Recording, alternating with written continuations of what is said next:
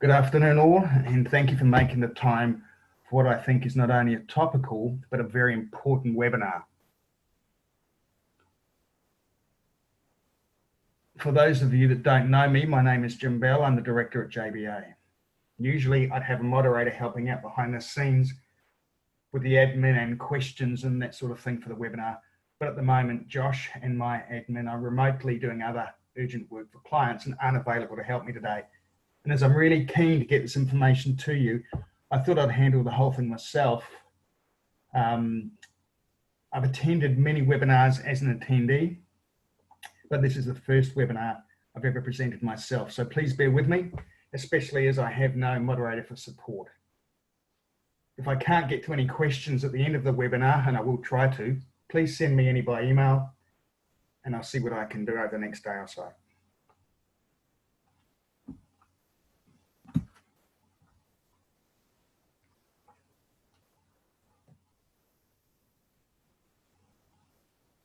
So let's look at the Zoom features for those of you that haven't used Zoom before.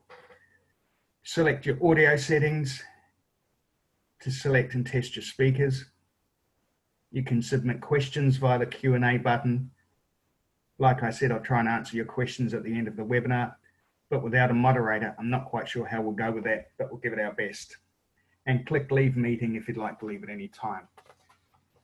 Could I just ask some of you to use the raise hand button just to let me know that you can hear me okay? Thanks guys, perfect. Thank you very much.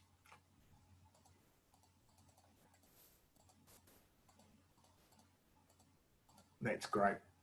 It's enough, thanks. I'll try and clear those as we work our way through it. So normally this is where the different person, the presenter, is introduced to you, but it's yours truly today. So as I say, bear with me. Once again, thanks for making the time to listen to this important webinar. We appreciate that these are unprecedented times with great uncertainty and concern for all of us. We want you to know that we're here for you, albeit remotely, to give you the support you need. This webinar summarizes the support that government is providing to businesses during this time, as well as some other commercial matters for you to think about. This session is a broad overview of the support that has been announced to date, and it is likely that some more assistance will be announced progressively over the coming months. Now, you may or may not be aware, but our core purpose at JBA is for us to help our clients achieve their business potential so that they can live the lifestyle they want to. Contrary to popular opinion, preparing tax returns doesn't get Josh or I or any of our staff out of bed in the mornings. So with this core purpose in mind, we're here to make sure you're aware of the support that's available to you right now, not just from government, but from us too, your advisors. We know that you're getting COVID-19 updates from lots of sources. Some of it is quite confusing. So we've tried to accumulate the facts into this webinar so that you have a better understanding of the support that's available to you now. Before we kick off, I just want to refer to this quote from our Minister of Finance, Grant Robertson. We need our businesses to stay solvent to help with the business recovery. What we are seeing right now in terms of government support is likely to be just the beginning. There will be more updates and we'll keep you updated as the situation evolves. Indeed, I intend to hold another webinar early to mid next week with respect to the budget that we are going to find out about tomorrow. So over the next few weeks, there may be a few more webinars that will help working our way through the minefield that we have at the moment. Here's today's agenda. I encourage you to take notes on the way through and submit questions through the Q&A panel at the bottom of your screen. But like I said, without a moderator, I'm not certain I'll be able to get to them. We'll see. If not, then please email them to me and I'll get to them over the next few days. We'll cover off the employer wage subsidy scheme. Most of us are aware of that to a large degree, so we won't spend too much time on that. We'll look at the mortgage holiday scheme, the business finance guarantee scheme, the small business cash flow scheme, the regional business partner network grants for advisory services, grants available to you guys for our services, IRD debt relief, tax loss carried forward scheme, landlords and leases, insolvency relief for companies, our support to you, the next steps we think you should be taking, and if there's time, some questions at the end of it, and if I can get to them.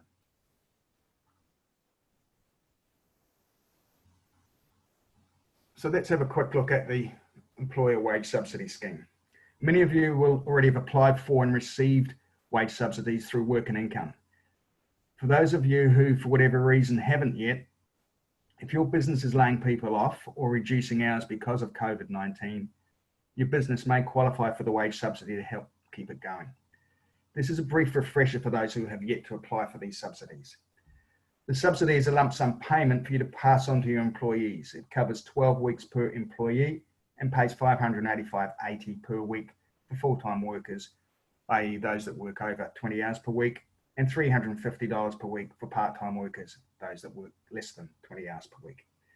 To qualify, your business must have suffered or is projected to suffer at least a 30% decline in revenue compared to the previous year for any given month between January 2020 and the end of the scheme in June 2020. Applications can also be made on the basis of forecasted revenue losses within that scheme. So if you did well up to March 20, but you're likely to have some losses over the next April, May, June, well, April being gone, but May and June, then certainly see us about or go yourself and apply for the wage subsidy. If you receive or have received the wage subsidy, you must try your hardest to pay the employees named in your application at least 80% of their usual wage. If that isn't possible, you need to at least pay the subsidy rate, i.e. the $585 or the $350. If your employees' usual wages are less than the subsidy, you must pay them their usual wages. Any difference should be used for wages of other affected team members, as the wage subsidy is purely designed to be for wages and to keep people employed and connected to you.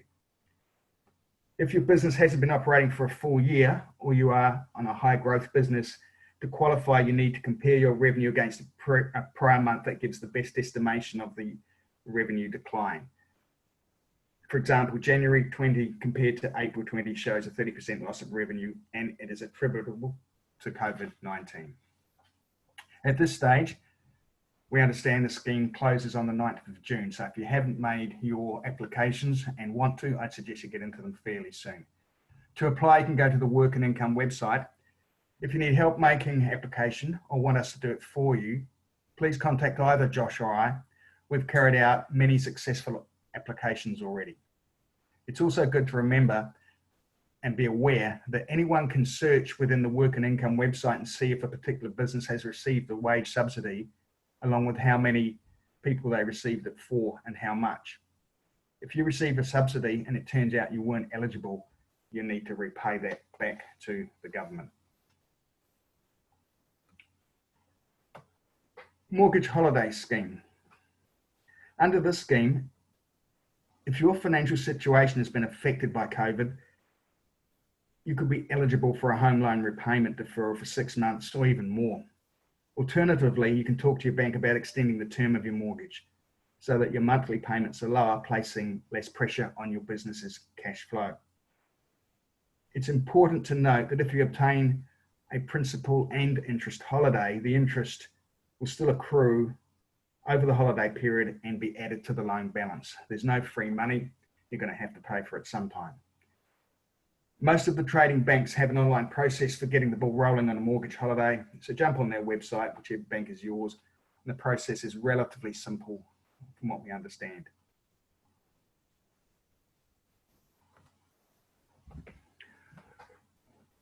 Business Finance Guarantee Scheme.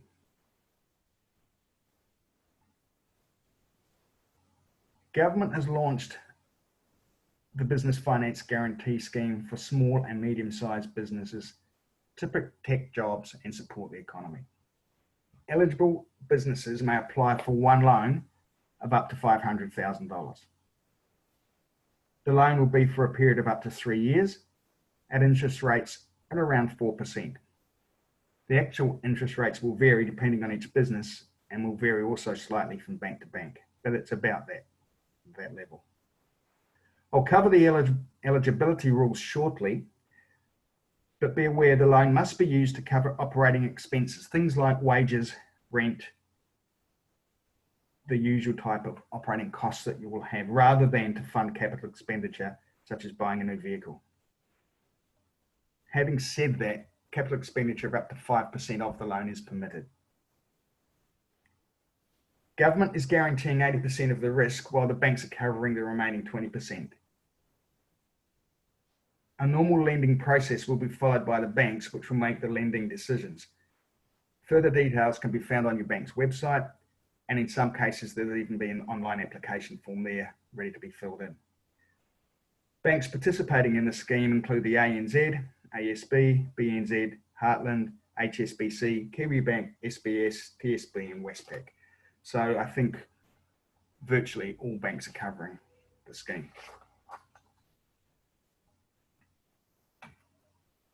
The eligibility for the Business Finance Guarantee Scheme. Tongue-tied, typical with a webinar in progress. Eligibility. To be eligible, the annual turnover for your business must be more than 250,000, but less than 80 million. Certain businesses are not eligible: property investors and property developers, agriculture, recreational cannabis and other morally suspect, and that's not my words, type industries. And you can't use the money for refinancing of existing loans, except for loans advanced after 16th of March. So if you fit within that criteria, it's certainly well worth thinking about supporting your business with that relatively cheap money.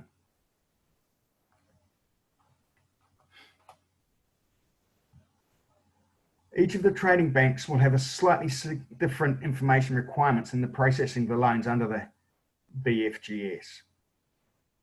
Having said that, we're finding that the following is the level of information that most of the banks are requesting.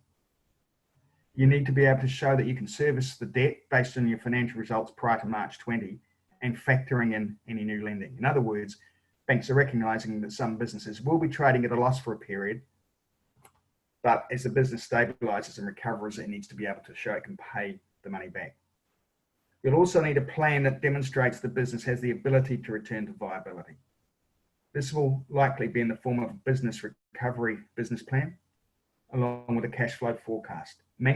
Most banks are requiring this information and understand that it is a forecast of possible and unknown future events, so they're happy to accept if it's prepared on a best endeavours basis. No one knows what the future is going to look like, but we've got to be transparent and open and upfront with what we put in them.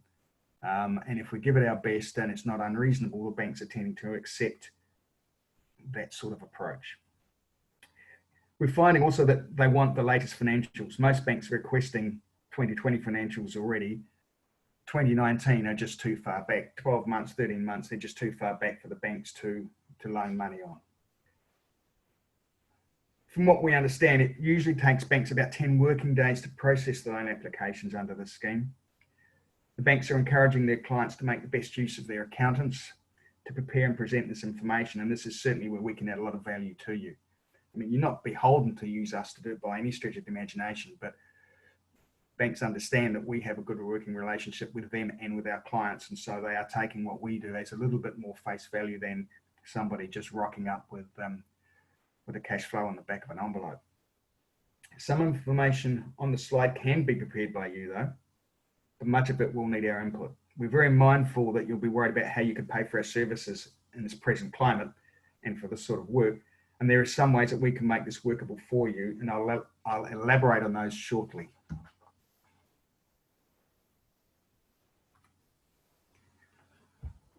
The Small Business Cash Flow Loan Scheme. This is a different scheme, but it's in recognition of the fact that the Business Finance Guarantee Scheme may not be meeting the needs of small businesses.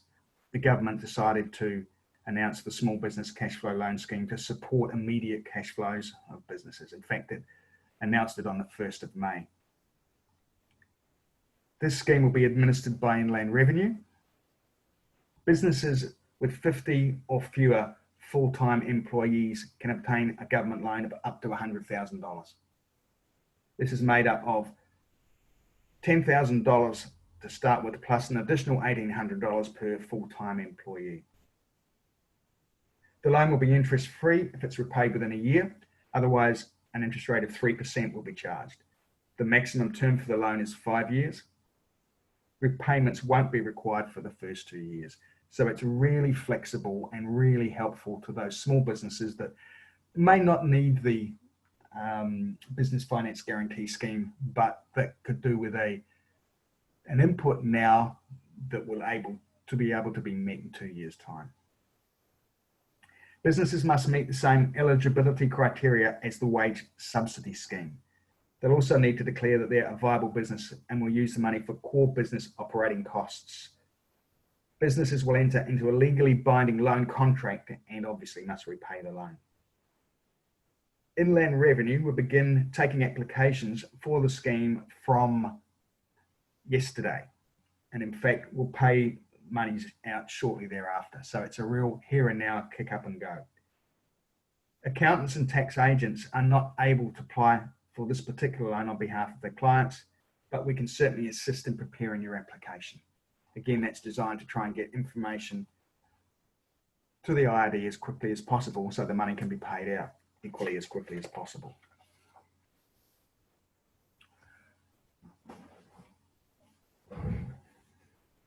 Making our services affordable. We realise and understand this is an incredibly stressful time for you and as well as us. As long as your business is eligible and is successful in its application, we can help you prepare your finance application or your standalone cash flow forecast or your standalone business continuity plan, and we can wait until the funds come through before we're paid. Alternatively, we can offer fee funding through Smart AR, allowing you to pay our account off over up to 12 months. And in some cases, we may even be able to negotiate with you discounts for immediate payment. And very importantly, your business may qualify for NZTE, New Zealand Trade and Enterprise funding through the Regional Business Partner Network. We are now registered as a service provider at JBA with the RBP network, which few accountants are. There aren't many that are, meaning some of the additional work required to obtain business finance for you guys may be covered by grant funding. If this interests you and you're quite keen to sort of follow this approach to having work done and paid for, get in touch with me over the next few days, and we'll just see what we can do for you and what you need to apply for that funding. It's applied for through your local regional business partner, depending what part of the country you're in.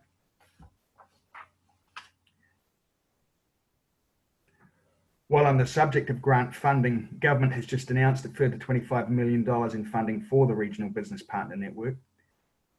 $20 million will be invested in direct business consultancy services to ensure that a wider range of businesses can get the support they need.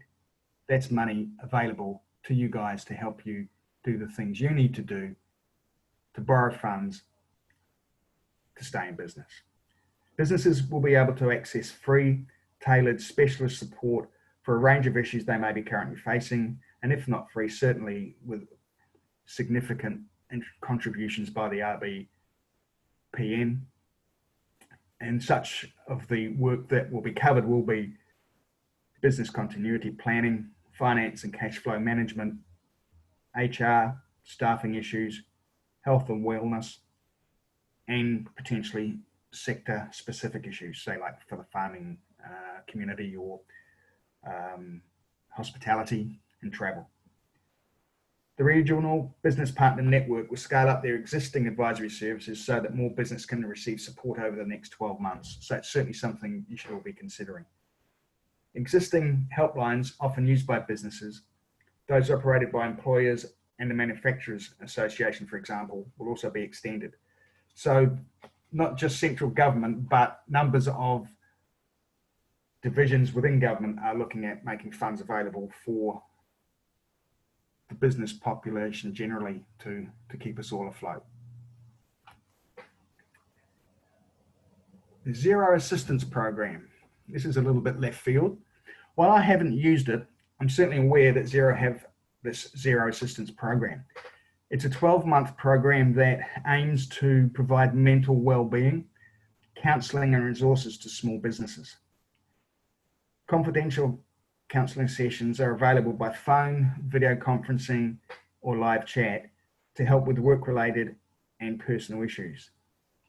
The Zero Assistance Program is available to us at JBA as a Xero partner, but because of our relationship with our clients, it's also available to those of our clients who are on either starter, standard, or premium Xero plans.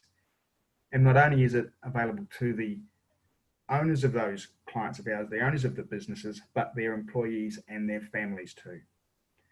To find out more about this, and as I say, I haven't used it personally, but I know of it. To find out more about it, you can go to xap@xero.com, or you can visit the Xero website.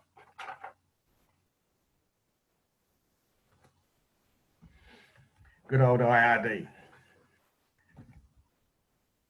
IRD have, with the government's insistence, looked at a number of relief options really that can help with cash flow and keep us afloat. To be eligible for remittance of penalties and use of money interest, IRD customers, taxpayers, must meet certain criteria. They have tax that is due on or after 14th of February 2020. Their ability to pay by the due date, either physically or financially, has been significantly affected by COVID-19. They will be expected to contact the Commissioner as soon as practicable to request relief, and will also be required to pay the outstanding tax as soon as practicable.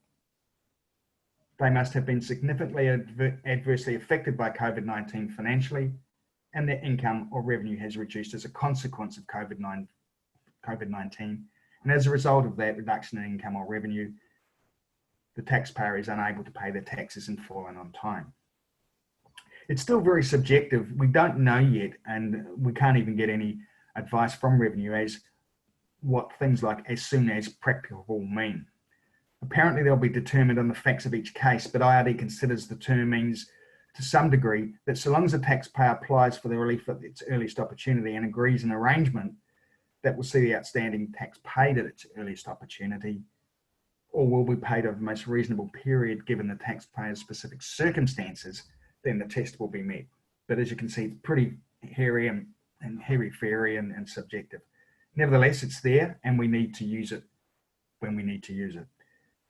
IRD accept that customers will have difficulty paying all their taxes in full and on time. However, it is important that they continue to file their returns on time. The information in those returns will allow IRD to have a more complete picture of a customer's financial position when considering the various options for relief, so may reduce the amount of information required to consider whether or not to agree to the request for relief and to the extent of the relief that's available. In addition, the information in the tax returns that you do file on time, even if you can't pay the taxes on time, provides important information for government so they can monitor the effects of what COVID-19 is doing to the economy and just see the indebtedness of us as taxpayers. IRD is being given discretionary powers to provide an extension to due dates and to timeframes across all tax legislation or tax types. This could include, for example, extending deadlines for filing your tax return and paying provisional and terminal tax. At this stage, we understand this power that IRD have will only be time limited for a period of 18 months. After 18 months, we'll be back to having to meet the deadlines as they stand in legislation provided prior to COVID.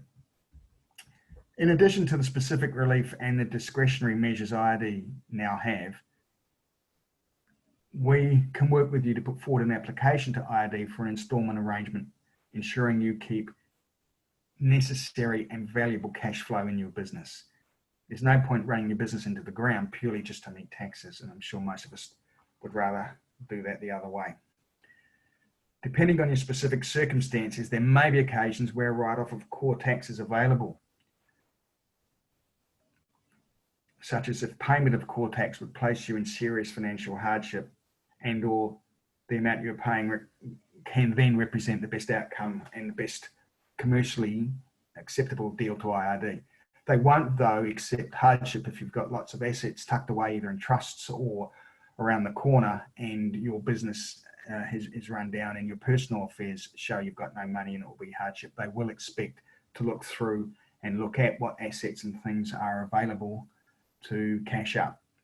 But for those in genuine financial distress, then rather than bankruptcies, they may be able to, with our help, potentially obtain write-off of core debt. It's important that you work with us if you're in that state or that position so we can get the best possible outcome with IRD. It will be challenging, and in fact, I think it'll be almost impossible for taxpayers generally to get the outcomes they want by phoning the IRD call centre. Not only will you be on the phone for 3 or 4 hours waiting, the person at the other end won't have the authority to grant the outcome that you want. It'll be stressful and time consuming. So we're available, as I say, if you're in that position and need assistance with that sort of service and approach.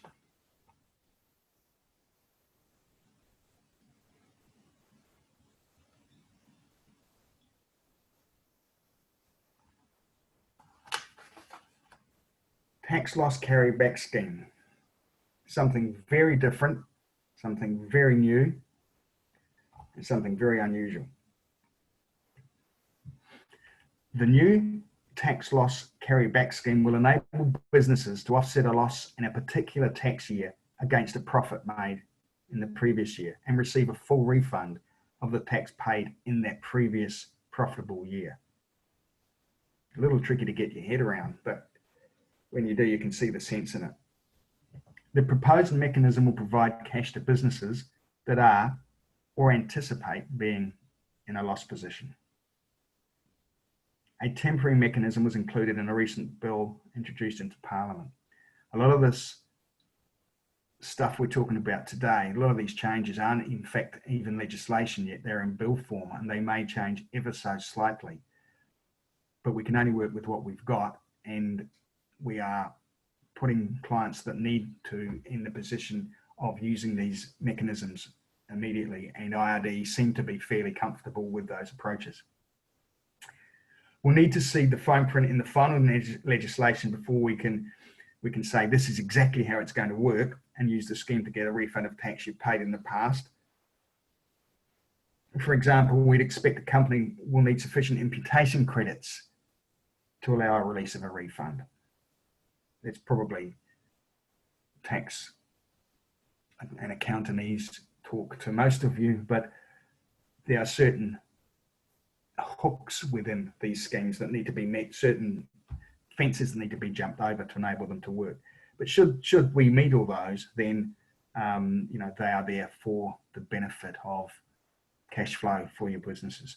We need to be careful though that the taxpayer estimates their position as accurately as possible, as there's no point in getting tax back that we shouldn't have got back. There'll be use of money interest costs if we get it wrong and receive too much of a tax refund.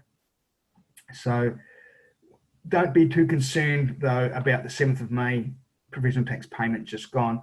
Part of the proposed new law makes it possible to re-estimate after the 7th of May, which is the final instalment of the 2020 provisional tax. So we've got time, in fact, to work out what we need to look at for 2020 and 2021 to see whether there should be some payback of tax for you if you're going to be in a loss position in 2021. Little example.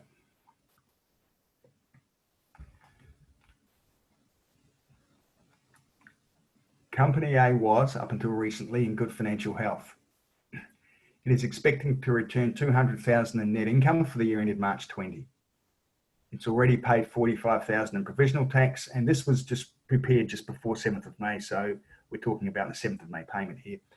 It's already paid $45,000 in provisional tax and has a final instalment of 2020 provisional tax on the 7th of May of $11,000.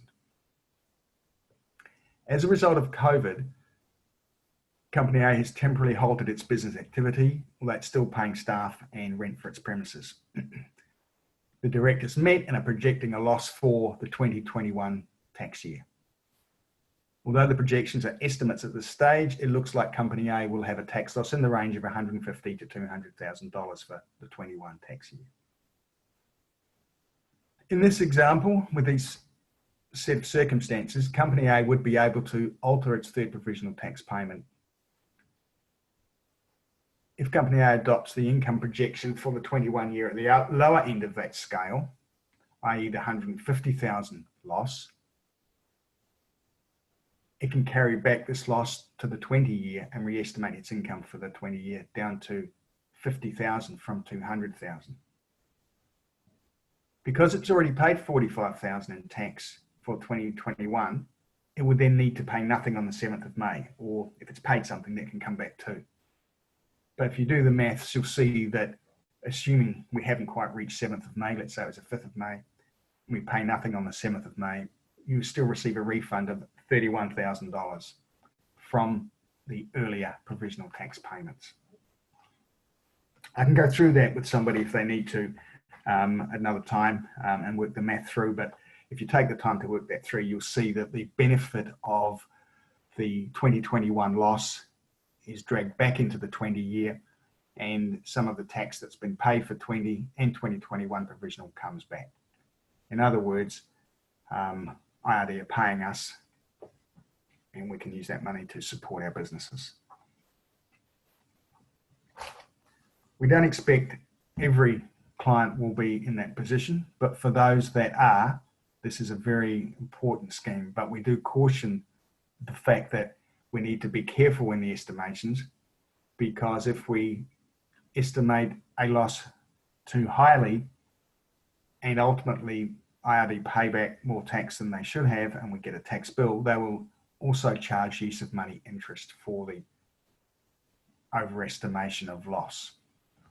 So we have to be fairly careful, or it will cost us IRD interest. Getting away from the tax aspect now in IRD, talking about the commercial aspect of what COVID has done to our businesses. Many commercial lease agreements include a no access in emergency clause to cover circumstances where tenants can't occupy the premises. This clause was introduced into the standard commercial lease agreement templates with the law societies around the country after the 2011 Christchurch earthquakes.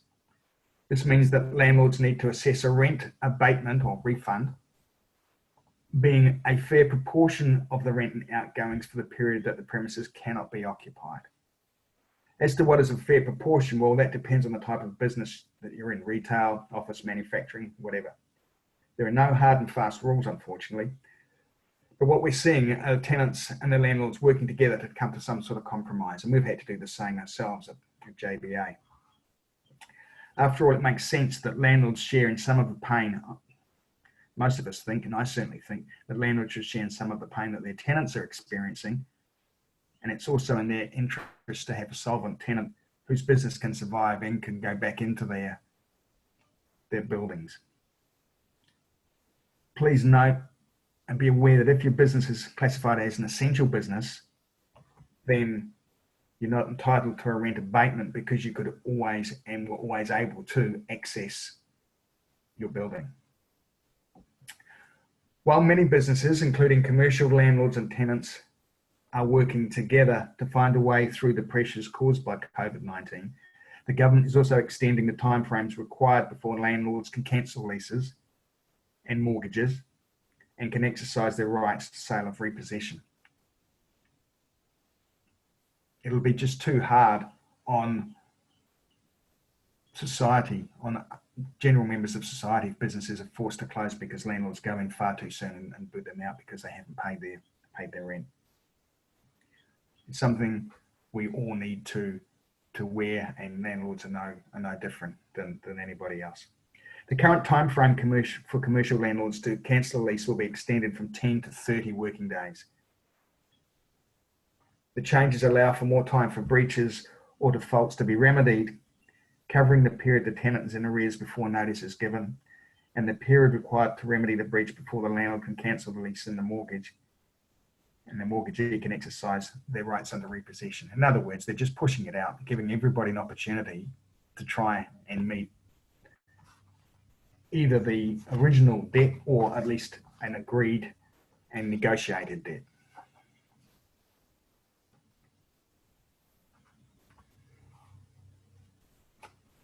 Insolvency relief for companies.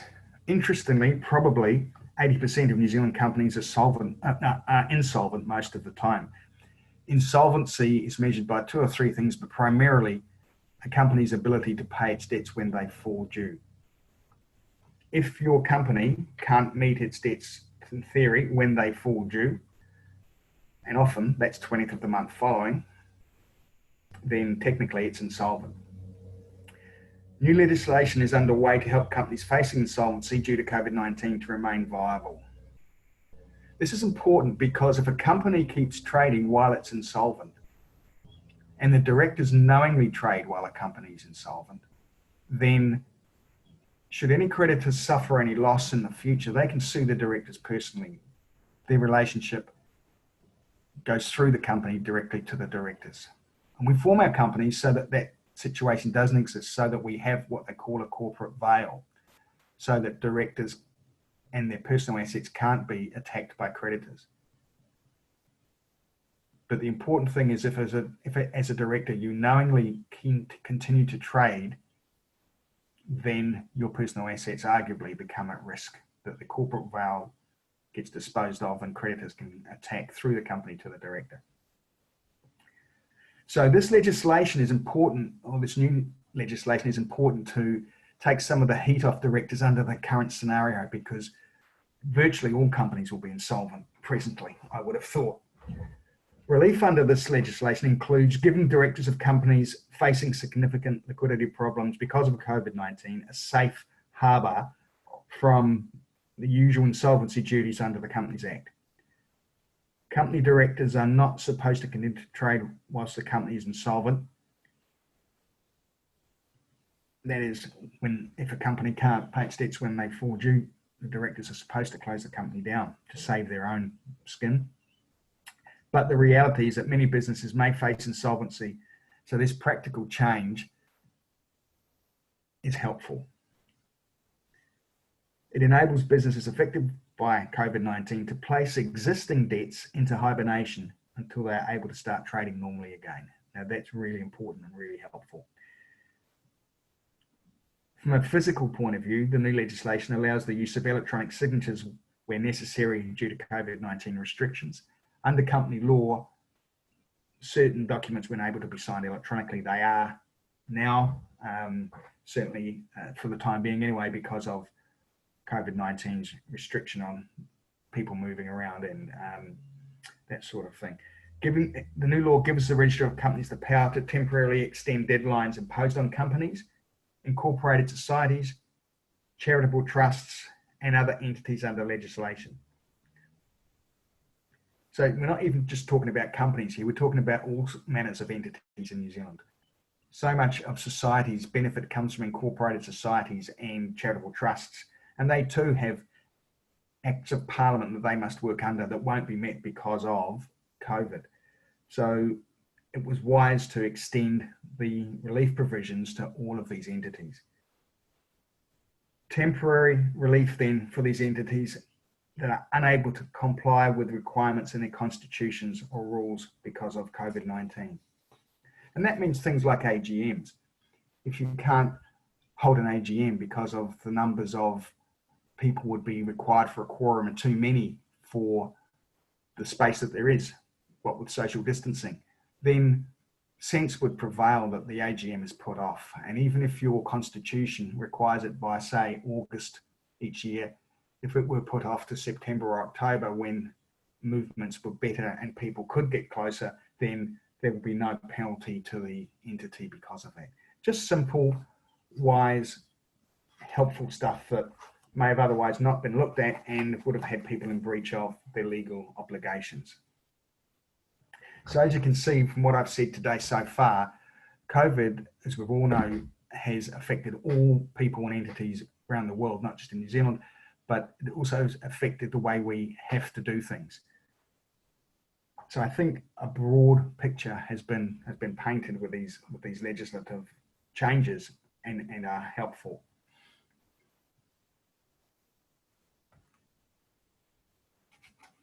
Now, I don't mean to, and I haven't meant to, and I trust I haven't overwhelmed you all with too much technical information here. I know I've given you a lot of information, but I've tried not to make it too technical. My goal has been to share with you the huge range of support that's available at this time for small businesses. It's our job at JBA to interpret this information as it applies to your business. So what are your next steps from here? Well, in our view, clearly doing nothing's not an option. There are so many avenues for support, and we don't want you to miss out on any opportunities or entitlements or any support if you need or want it. It's there for you. Remember to put the oxygen mask on yourself first, the old airplane advert. The more sustainable you can make your business right now, the better for everyone. Make a plan to get through these challenging times. It won't happen if you don't plan for it. Nobody plans to fail, but plenty of people fail to plan. What worries me a little bit is many small businesses are a little bit like corks in a bathtub and get tossed around when the bath water gets tossed around and just end up wherever they end up. We need to structure ourselves as a small business, all of us, to guide ourselves a little bit and not just be resultant on what happens, but working our way to make ourselves finish in the best position that we can. We need to focus on what we can do as opposed to worrying about what might happen in the future. We need to look at and it will be difficult at the current times for many of us, but look at things with a glass half full mentality and take steps. As I said before, in our view, doing nothing really isn't an option. Josh, myself, our admin people, we at JBA, we're here for you and we want to help.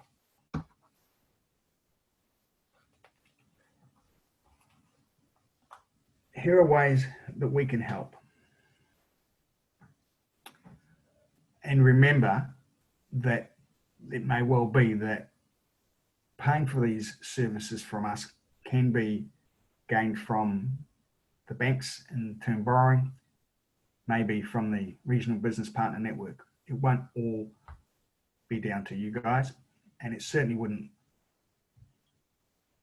be a situation that the taxman didn't help either. All these expenses would be tax deductible.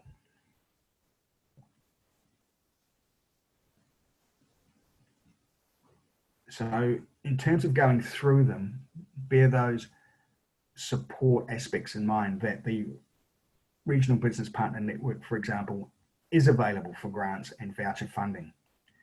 Or if we don't go through that way or don't go through that way, we could bundle the cost of our work into the finance application for your bank.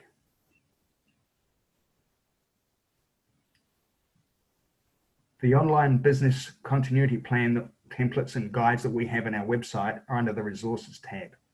There's 3 ways that they can be used. They can be used, as you can see in the first 3 lines of this slide. We can do one for you. You can do your own and have us review it.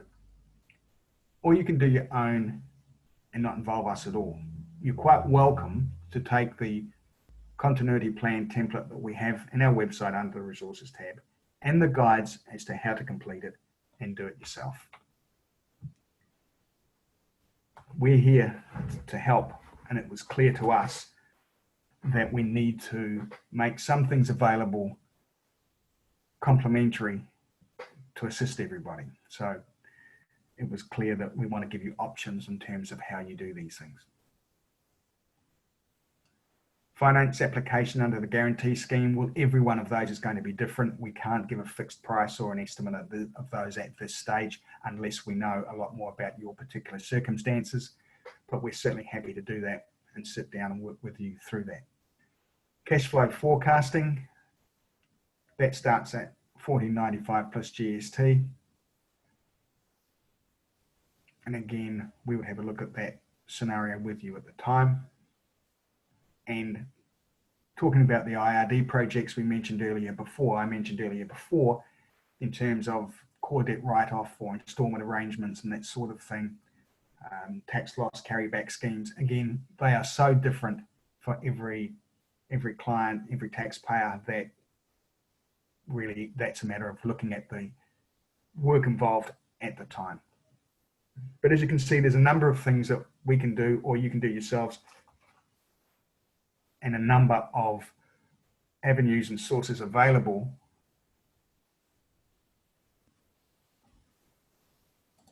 to assist with funding those. It won't all come out of your business pocket or your pocket.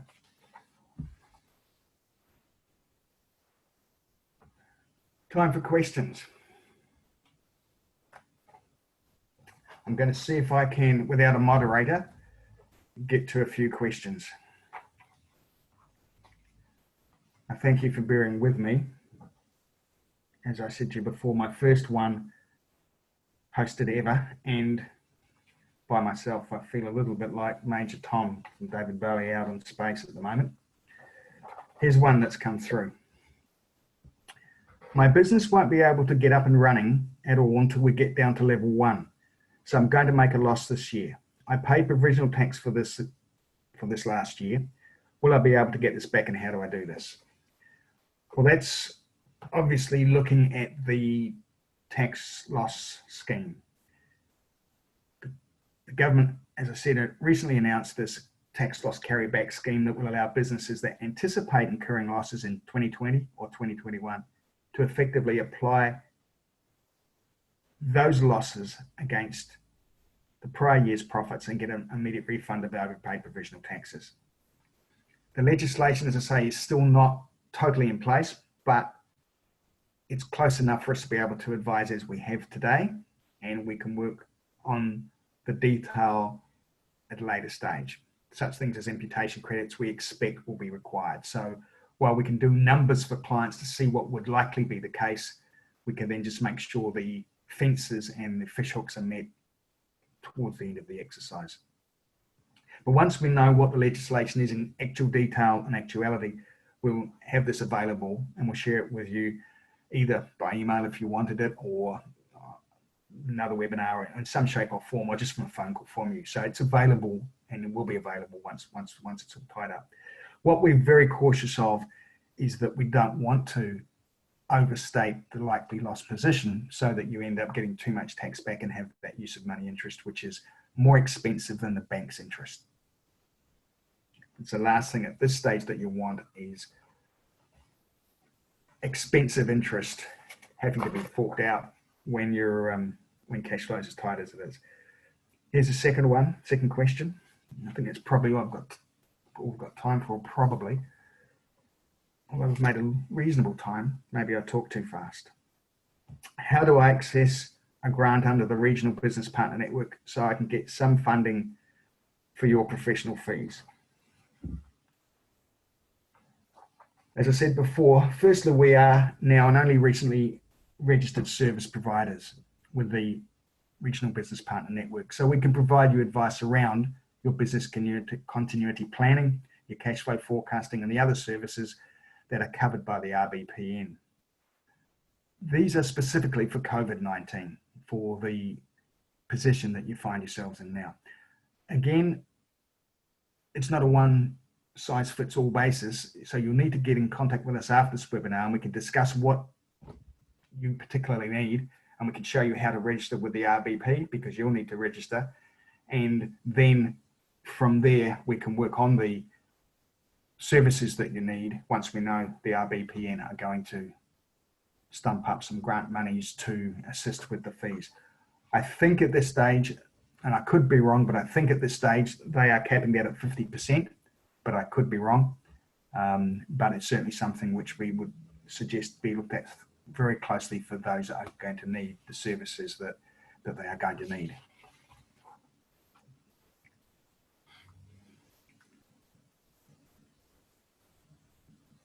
Well, that's all the questions that I've got at the moment. As I said earlier, or the ones that I can access anyway, as I said earlier, if you do have any, please feel free to send me an email. I'll work through them, and if they can't be responded to by email, I'll get back to you by telephone. This is stuff that we really need to work together with to make sure that you've got enough cash to survive. I think many of us have managed to do so far, but with April being dead to everybody, the next month or so, 6 weeks, is going to be really tough because the bills haven't stopped coming in. Perhaps a wee bit earlier than I thought, and because it's probably been so dry, you're probably all very happy about that. It's probably wine time or beer time. Thanks for taking the time to attend this webinar. All of us at JBA appreciate that your time is very valuable right now, and to find an hour on a Wednesday afternoon, especially now that level 2 has just been announced in the recent days, isn't easy. So those that have turned up today, we thank you for that. We hope we've given you plenty of ideas to think about and some clear options for how we can support you. Before I go, I thought I'd share this quote with you. A good plan today is better than a perfect plan tomorrow. George Patton. George Patton was a general in the American Army in World War II. When he spoke, people listened. Make a simple plan today. Commit to at least 3 actions you will take a result of being here today. Don't just go away, say good, bad, or indifferent, and then forget about it. This is about you. Commit to 3 actions. Write them down.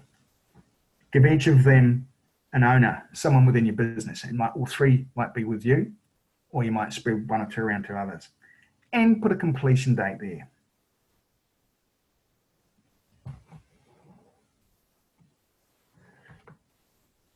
This is a worrying time for many businesses, but you don't need to worry alone. There is a ton of support out there and more to come. And as always, we are here to support you.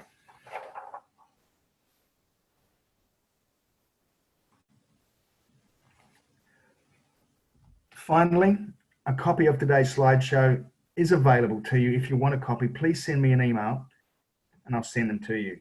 Again, that'll probably be tomorrow or perhaps the next day, but they're there. If you want a copy, I'm happy to send them out to you.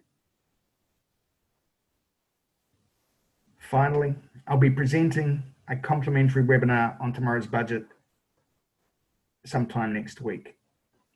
Please keep a lookout for that registration email that will come out to you over the next few days. As things are changing daily in the current environment that we have, it's going to be really important for you to be up to date so you can make decisions that are going to affect you in the short, medium, and long term. I can say we're always here. If you need to bounce any ideas off us, feel free. Thanks once again, everybody, for attending. Josh and I look forward to working with you to ensure your continued success. Have a good evening and goodbye for now.